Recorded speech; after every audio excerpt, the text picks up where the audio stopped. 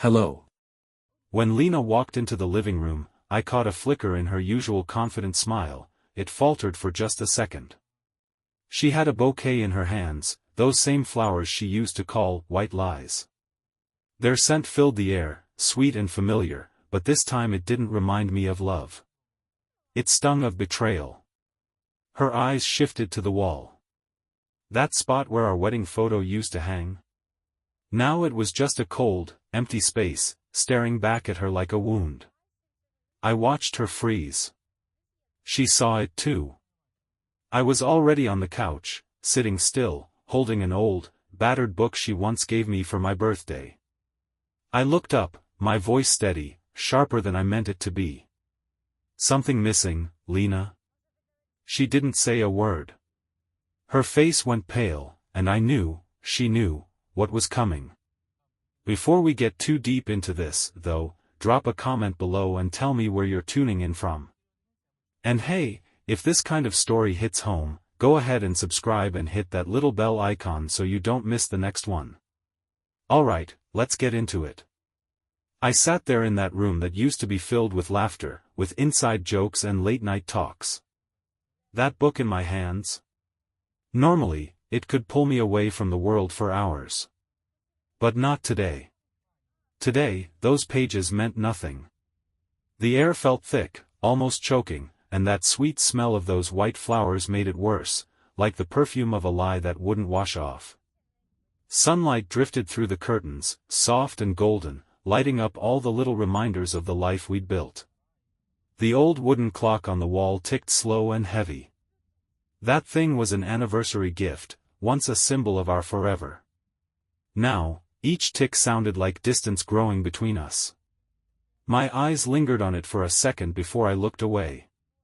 Time didn't feel like comfort anymore. It felt like a long line of lies, stretched out and still unraveling. In the corner, where our grand wedding photo used to hang, there was nothing now. I'd taken it down that morning, not because I forgot about it, but because I couldn't bear to look at it anymore. That picture of her in that white dress, smiling like she had the whole world in her hands, it used to make me feel proud. Now, it just hurt. That empty space on the wall? It was like the emptiness that had crept into every corner of our marriage. I set the book down, tried to keep my face calm, collected. But my hand on the edge of the table gave me away, fingers clenched so tight they shook. I was trying to look composed, but inside? I was a wreck. Lena, she used to be my everything.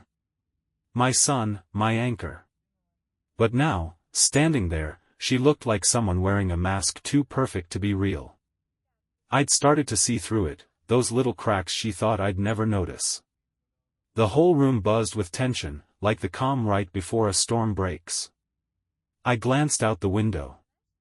The sun was sinking, that golden hour glow fading fast, just like the warmth I used to feel when she walked through the door. But I was done pretending. I was ready now. Ready for answers, even if they cut deep. I heard the door creak, and the sound of a key turning in the lock. Just that tiny click echoed through the quiet like thunder. I didn't move, I just watched the clock tick.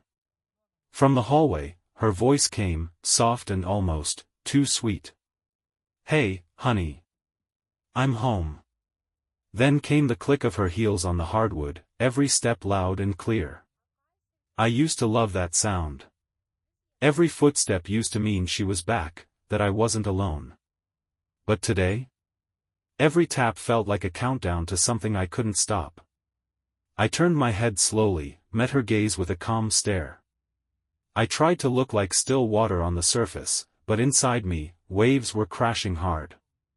She walked in with a smile that didn't quite reach her eyes. I noticed the way she avoided looking at the wall, the empty spot where our photo used to be.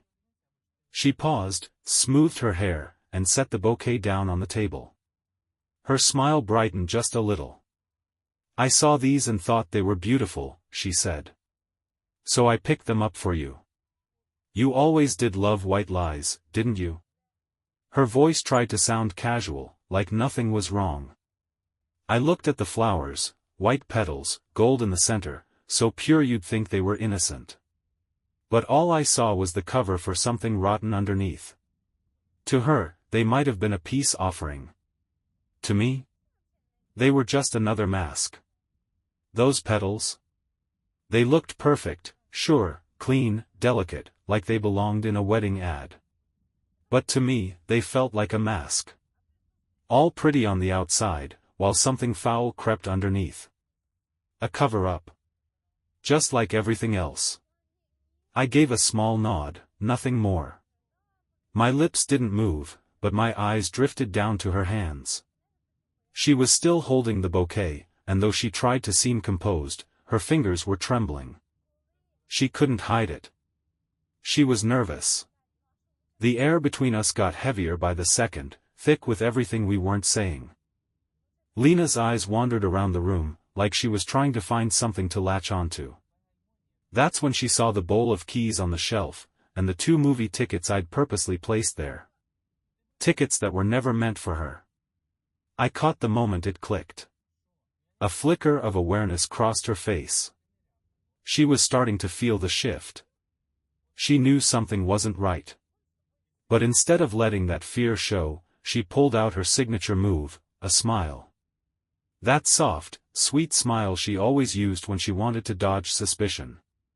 I'd seen it too many times to count. "What do you want this time?" she asked lightly, like we were just playing one of our old games. But I wasn't playing. Not anymore. I didn't say a word. Just watched her, silent from the couch. My face stayed flat, unreadable, like she didn't matter to me at all. But deep down, the pain was alive, sharp like glass in my chest. I'd just gotten good at burying it. I flipped a page in the book, even though I couldn't tell you a single word I'd read. My focus was locked on her. She set the bouquet down on the table, acting like she was fine. But her eyes kept darting around the room, restless, uneasy. She walked over to the bookshelf, dragging her fingers along the dusty edge like she was looking for something to occupy her hands. Then she stopped. The wedding photo was gone. And for a second, I saw it hit her, her brows creased, just a little. But just as fast, she pushed it down and turned toward me with another one of those fake smiles. "Where's our wedding picture?" she asked, her voice soft but laced with a nervous edge. I looked up at her, my expression cold and distant. "I didn't think it fit the space anymore," I said, calm and deliberate. Every word designed to widen the gap between us. She pressed her lips together, a flicker of tension crossing her eyes. Then she turned away, pretending to look for something. It was a weak cover, she didn't even know what she was pretending to find. Her steps carried her to the shelf with the bowl of keys. And when her eyes landed on it again, she froze. 2 movie tickets were tucked right there, perfectly placed. Tickets for a romantic film that played last night, one she definitely hadn't gone to with me. "Movie tickets?" she asked, trying to sound casual, but the stress cracked through her tone. She picked one up, stared at it like she might find an explanation hidden in the fine print. "You went to the movies last night?" I gave her a small, half-smile, but it never touched my eyes. "Yeah," I said. "Thought I'd take some time to unwind." My eyes stayed on her. Sometimes, being alone helps you see things clearer. She set the ticket down, but her hands were clenched tight at her sides. She was trying so hard to hold it together, but I could see her unraveling, messing with her hair, her eyes shifting, breath getting shallow. The tension in the room kept growing, and the steady tick of the wall clock felt louder by the second, like a countdown that wouldn't stop. Lena turned back to me, trying to steer the conversation somewhere safer. "You didn't tell me," she said, voice trailing off. "There's a lot I haven't told you," I replied, keeping my tone even, almost quiet. "Just like there's plenty you haven't told me either." That hit her. She flinched. That fake smile finally dropped. Her face tightened with worry, and she opened her mouth to speak, but nothing came out. I didn't need her to say anything. I stood up slowly, walked toward the table where those white lies still sat, all neat and lovely. I ran my hand over the petals, letting them brush against my skin. Then I looked her right in the eye. "What do you think about lilies?" I asked. My voice was calm, too calm. She froze. "They're beautiful." "Pure," she said, but it sounded hollow, like she didn't even believe it herself. "Yeah," I nodded. "But not everything that looks pure really is." My eyes stayed locked on hers, cutting through the image she tried so hard to hold on to. The silence grew heavier than ever, stretching on like the air itself was trying to push us apart. She didn't speak. She didn't have to. Every missing word said more than enough. The truth was taking shape, piece by piece. And we both knew, the storm was almost here. Lena tried to stay calm, but I saw her eyes drift again to the empty space on the wall. She glanced back, like she might come up with some excuse. Then she finally broke the silence. "Jack," she said, her voice trembling ever so slightly, though she masked it with her usual polished tone. "Where's our wedding photo? Why'd you take it down?" I didn't answer right away. Just stared at her while the silence did the talking.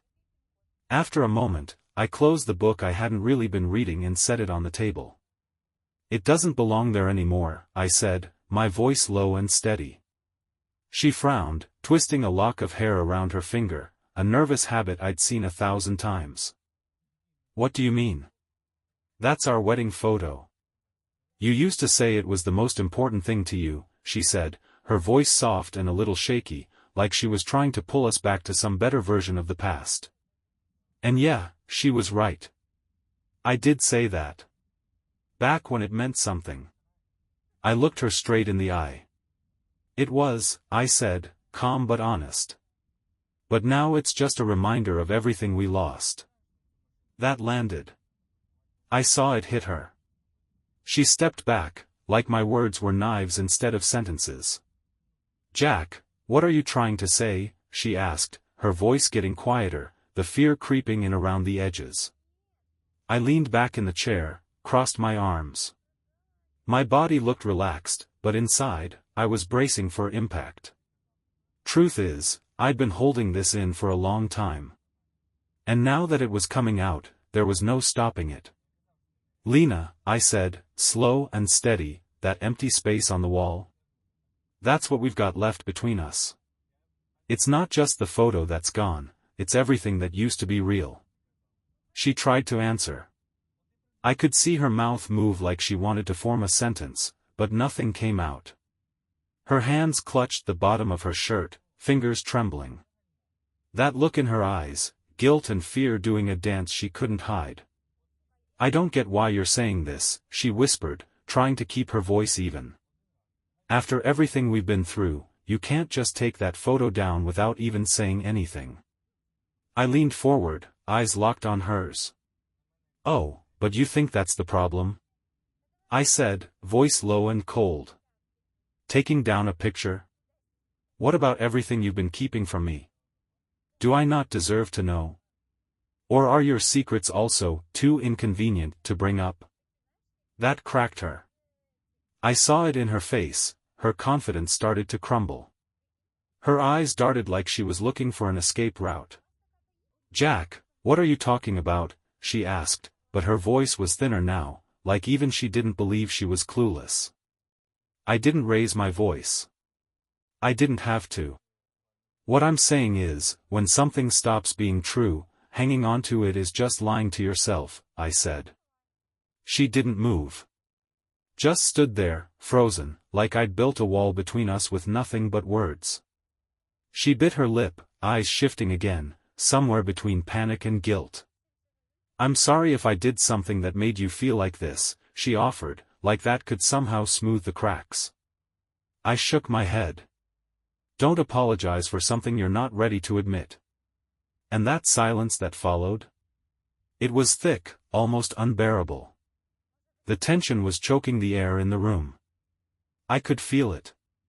So could she. She stood there, trying to keep that polished look she always wore like armor.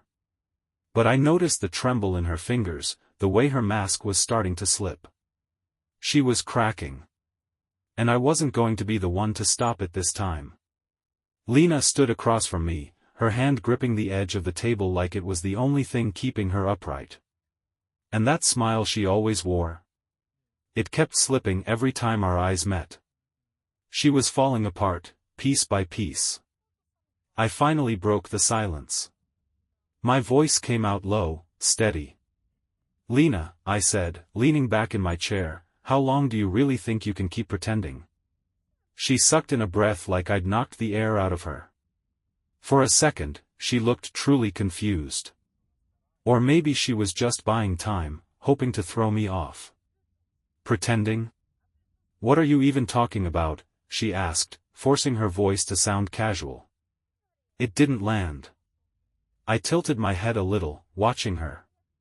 My face gave away nothing, but my eyes were locked in. "Come on, Lena. Don't play dumb," I said quietly. "You're smarter than that. Or, you used to be." Her eyes blinked fast, like a defense mechanism. That polished exterior she'd spent years perfecting was starting to crack. "If this is about the photo," she started. "This isn't about the photo," I snapped, cutting her off. My voice wasn't loud, but it hit her like a slap. She flinched. "It's about everything else. The late nights. The lies. The perfume." I let that last word hang in the air. Perfume. It wasn't hers. It never had been. And just like that, her whole face drained of color. Her arms fell to her sides.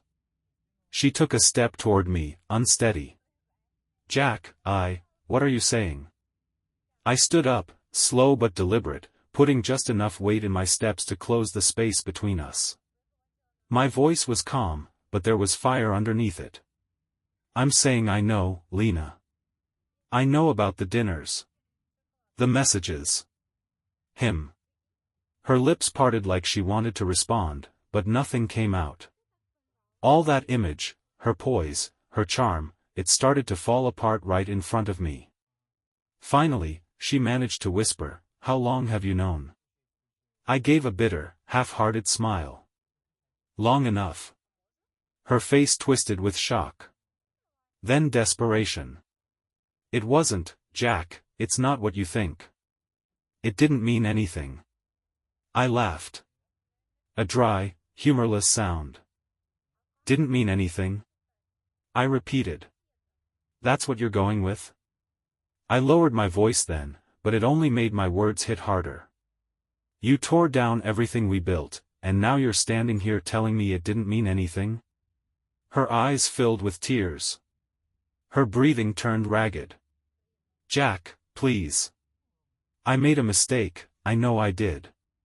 But it's not too late. We can fix this." I took a step back and shook my head slowly. "No, Lena. You don't fix this. Not with apologies. Not with excuses and pretty words. Some things, you break them, and that's it." I looked at her, really looked at her, and for the first time, there was no mask left. No wall of charm. Just her. Raw and exposed. And I could tell, she finally got it. She finally saw that I wasn't going to be part of the illusion anymore. I turned and walked to the side table, my steps calm, controlled. There was a small wooden box sitting there. Plain. Unremarkable. But inside, everything. The second I set it down on the coffee table, the room felt colder. Heavier. "Do you know what this is?" I asked, my voice steady, even though something inside me burned. She stared at it like it might explode. "Jack. I don't. Don't lie," I cut her off. Sharper now, but still measured. "You've done enough of that." Without saying anything more, I opened the box. The creak of those hinges echoed through the dead-silent room like a gunshot. The first thing I pulled out was a stack of bank statements. I laid them on the table one by one, hands just slightly trembling, not from fear, but from the weight of it all. This wasn't a guess anymore. It was evidence. The weight of what I was about to lay on the table, man, it was crushing. But I couldn't hold it in anymore. I tapped the top sheet of paper, my fingers brushing over the bold lines and cold, undeniable numbers. These, I said quietly, these show every dinner, every gift, payments that don't match anything we ever shared. Fancy restaurants I've never been to. Jewelry I never even saw. I looked at her. You really thought I wouldn't notice? Lena's lips parted, but no words came. Her eyes scanned the papers like she was trying to find some kind of mistake, some way out, anything that might explain it all away. But there was nothing there that could be explained. I didn't stop. I reached back into the box and pulled out the second stack, printed phone records. I dropped them beside the bank statements. Calls, I said, keeping my voice steady. Dozens of them. Same number. Morning. Noon. Night. Even while I was in the next room. My voice cracked on that last word. I forced myself to breathe, to stay in control. I wasn't going to give her the satisfaction of seeing how bad this hurt. Tears filled her eyes. I saw her mouth start to move. Jack, it's not what you think. I cut her off. Not what I think. My voice rose for the first time. Don't insult me, Lena. Don't you dare pretend this is less than what it is. Still, I wasn't done. Not yet. I reached for the last piece of the puzzle, the one that hurt the most, and laid it gently on top of everything else. A set of photographs. I didn't say a word. I didn't need to. The pictures said enough. The way she looked at him. The way he touched her. The way she smiled like she used to smile at me. She gasped. Brought her hand to her mouth. Jack, please, she started. But I wasn't done. There was still one last thing. I reached into the box and pulled out a folded piece of paper. It was soft at the edges, a little yellow from how many times I'd held it, read it, reread it. It was the hardest thing I'd ever written. This, I said, softer now, is the hardest thing I've ever put into words. I handed it to her. No more explanations. Just that letter. Her hands trembled as she took it. And I stood there in silence, watching her read. I watched every emotion flash across her face. Shock. Guilt. And finally, the weight of it all settling into despair. The letter wasn't long. But every sentence carried the truth I couldn't keep inside anymore. Lena. I loved you with everything I had. I trusted you. I believed in you. I built my life around you. But trust is fragile, and you shattered it, piece by piece. The late nights, the excuses, the lies, they didn't just break my heart. They broke us. This box isn't about revenge. It's about clarity. I needed to see the truth, no matter how much it hurt. You can call it a mistake. I call it a choice. A choice you made again and again. Now I'm making mine. She finished reading and just wilted. The letter slipped from her hands and fluttered to the table. Her face was soaked with tears, but I didn't feel triumph. There was no satisfaction in it. Just a deep, aching emptiness. The room was dead quiet except for the steady tick of the wall clock. I finally spoke, barely louder than a whisper. This is the truth, Lena. You can deny it all you want. But it's sitting right in front of you. She looked up at me, and for the first time, there was nothing left of the woman who used to wear every lie like perfume. No excuses. No masks. Just wreckage. I stood there for a second longer. Let her feel it. Let it settle in. And then I turned to leave. But her voice stopped me. Small, trembling. Jack. I didn't mean for this to happen. It was a mistake. I wasn't thinking clearly. I looked at her, really looked at her. And all I felt was disbelief, and disappointment. I shook my head, leaning forward just a little. A mistake, huh? I said slowly. Lena, a mistake is forgetting to turn off the stove. A mistake is locking your keys in the car. My voice hardened. What you did? That wasn't a mistake. She flinched like my words hit her in the chest. But I wasn't done. You have any idea how many nights I sat there convincing myself I was just being paranoid? That I was crazy for even thinking this?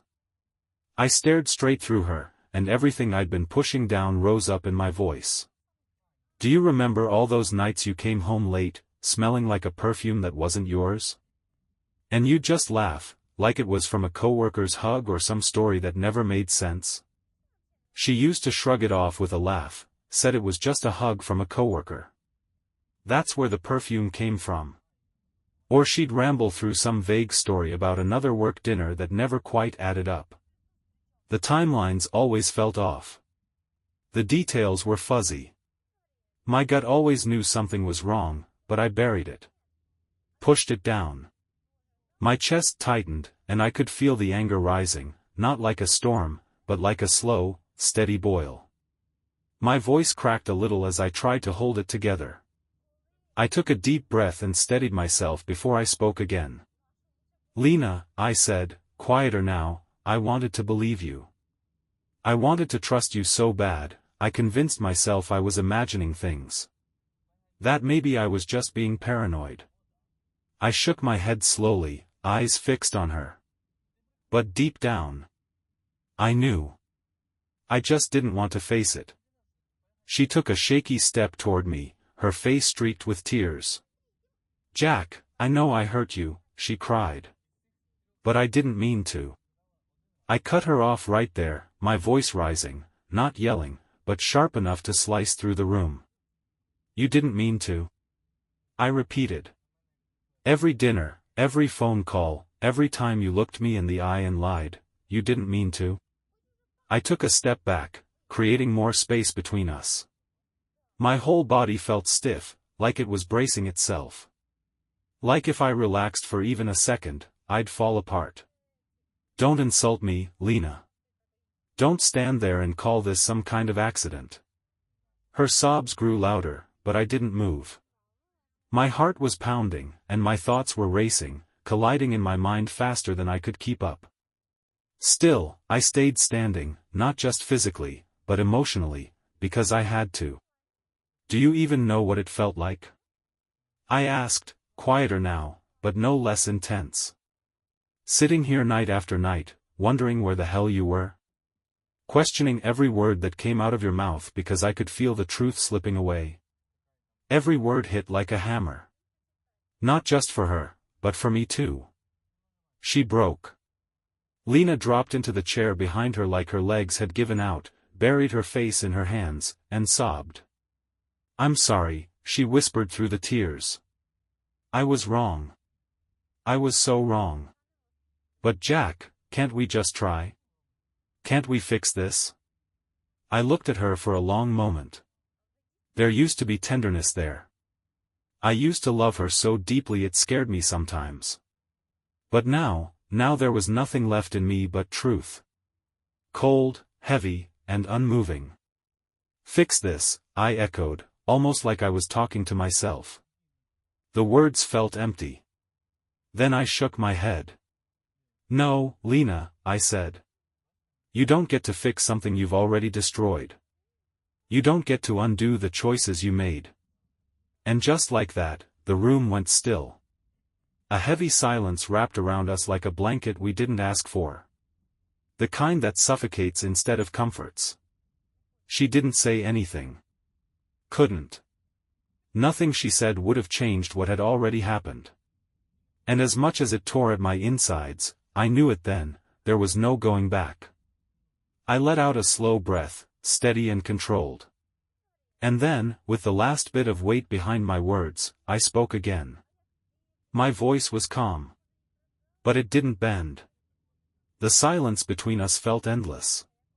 Heavy. But I had already made up my mind. Lena, I said, my voice steady, I've made my decision.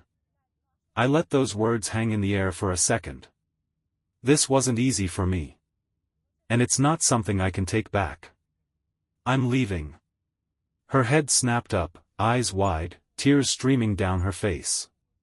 No. Jack. You don't mean that, she said, her voice desperate. We can talk. We can fix this. We can work it out. Please.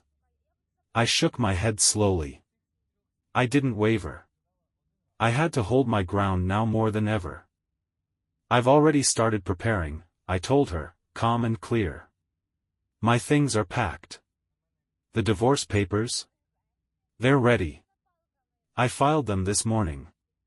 She gasped, her hands flying to her chest like I'd hit her. Her face twisted with shock.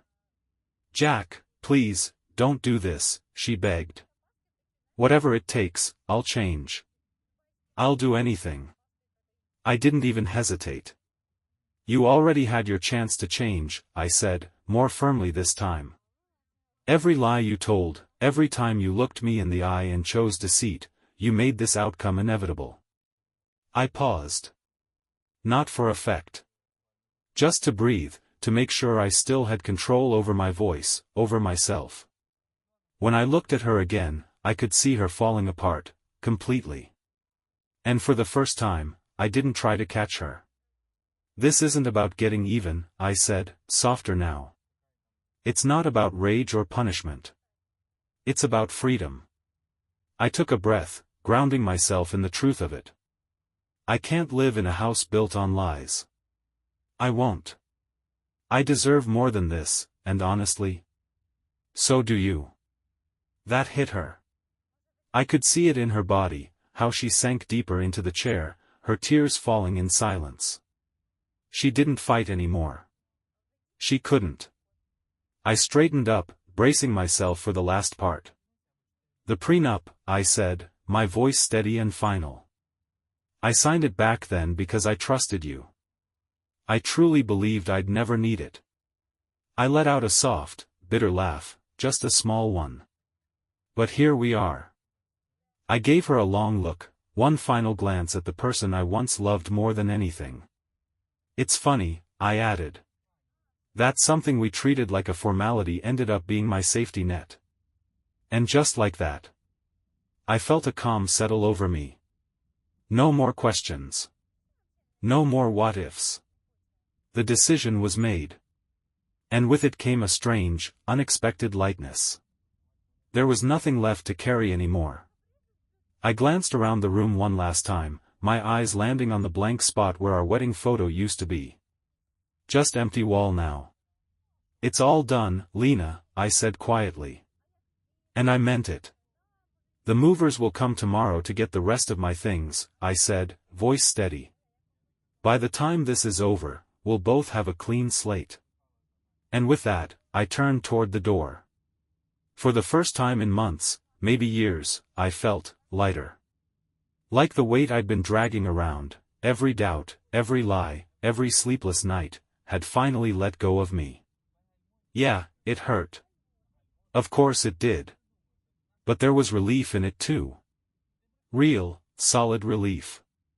Because on the other side of that door was something I hadn't felt in a long time. A new beginning. I stepped out and gently pulled the door closed behind me. The soft click wasn't dramatic. It wasn't angry. It was quiet. Intentional. Like a final period at the end of a very long, painful sentence.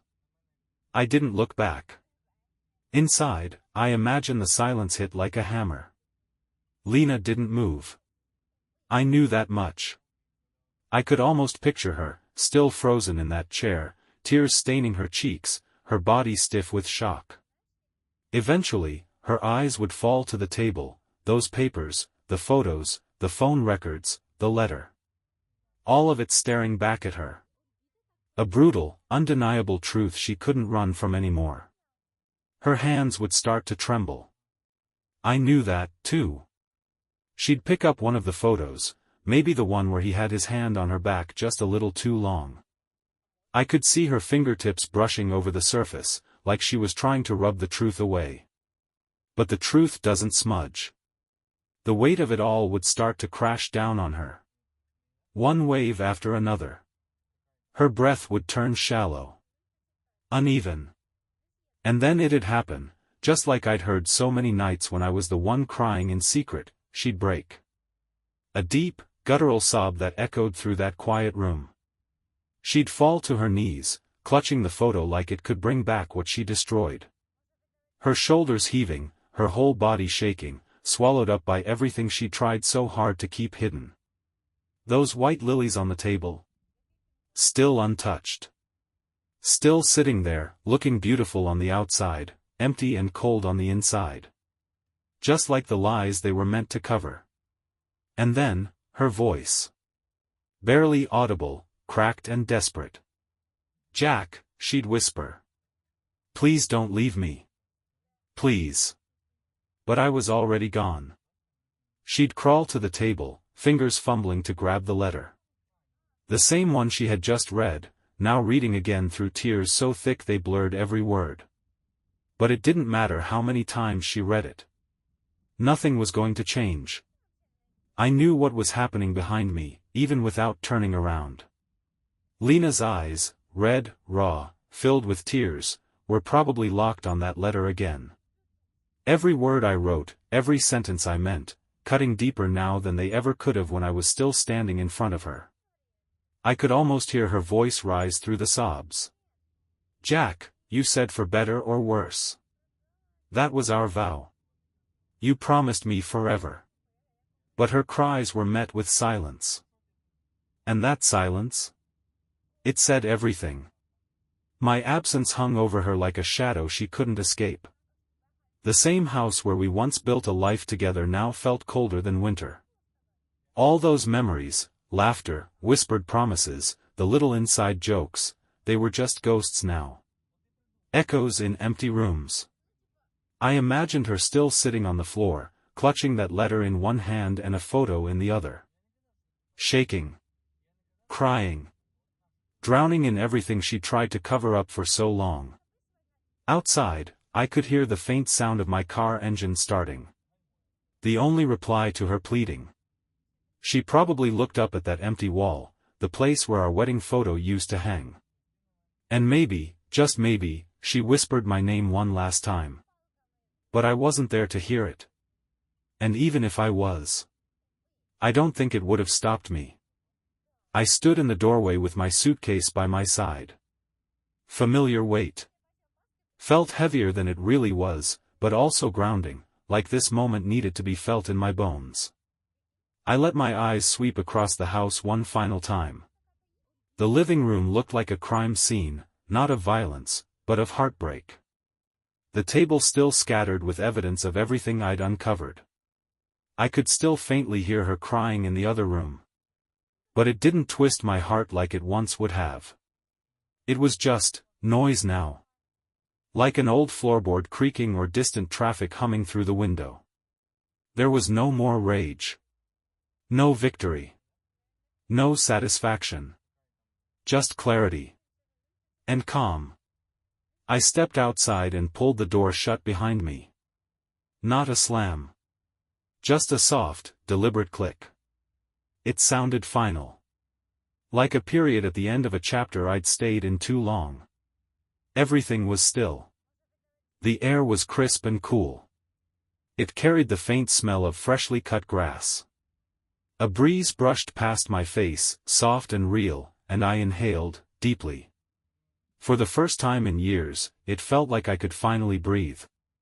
Above me, the sky was painted in soft streaks of pink and gold. Wide and open, like the world itself was saying, "Here. Start over." I rolled my suitcase down the driveway. The wheels made this quiet rhythm that blended with the breeze and the rustling leaves. No drama. No shouting. Just a man walking away from a life that stopped being honest a long time ago. And toward one where I could finally be free. The leaves rustled in the wind as I rolled my suitcase up to the car. I popped the trunk and set it inside, my movements calm, almost meditative. No rush. No panic. Just a quiet sense of certainty. Sliding into the driver's seat, I closed the door and sat there for a second. I looked up into the rearview mirror. The house stood still. Silent. The windows caught the last light of the setting sun, glowing like gold, but to me, it was just a shell now. A place full of memories that no longer belonged to me. I didn't hesitate. I started the engine. The soft, steady hum was comforting in a way I hadn't felt in a long time. The road stretched out ahead, open, endless, full of promise. As the car rolled forward, I felt something start to lift from my chest. That tight knot of pain, doubt, and second-guessing, it started to unravel with every passing mile. For the first time in what felt like years, I felt light. The wind rushed through the crack in the window, cool and alive, brushing against my face like it was saying, "You made it." This wasn't about revenge. I didn't want to hurt her back. I wasn't angry anymore. This was about getting myself back. My peace. My self-worth. The parts of me that had been chipped away one lie at a time. And walking away? That wasn't weakness. That was strength. Letting go of a life built on half-truths was the only way I could finally be honest, with her, and with myself. I glanced out the window as I drove, and saw wildflowers scattered along the roadside. They weren't perfect, some were bent, petals a little bruised from the wind, but damn, they were still standing. Still blooming where no one thought they could. I couldn't help but see myself in them. Not flawless, but free. And that quiet truth whispered through the air, you don't have to be perfect to survive. You just have to keep going. I smiled, just a little. Let my fingers tap the steering wheel. Everything felt clearer now. The road in front of me was wide open, like a blank canvas waiting for me to paint something new. A life I didn't think was possible just a few weeks ago, but now? Now it was right there within reach. The sun kept dipping lower behind me, casting the fields in warm tones, orange, gold, pink. I glanced in the mirror one more time. That house? Just a silhouette now. A shadow in the distance. It didn't feel like home anymore. It didn't feel like mine. So I looked forward. And as I tightened my grip on the wheel, not from fear, but with purpose, I knew the truth. The lies, the heartbreak, the nights spent wondering. That chapter was over. Done. The car hummed beneath me, steady and sure, carrying me into the unknown. And for the first time, the unknown didn't scare me. It thrilled me. Because the future was unwritten, and this time, the pen was in my hand. The wildflowers thinned out as I drove farther, but their image stayed with me. A little reminder that life doesn't just grow where it's planted, it can grow anywhere. Even in the ruins. And as the last light of day faded behind me, I felt ready. Truly ready. There was nothing left to look back at now. Just the road ahead. Freedom whispering through the wind. And the quiet promise of a life lived on my own terms. Bye-bye.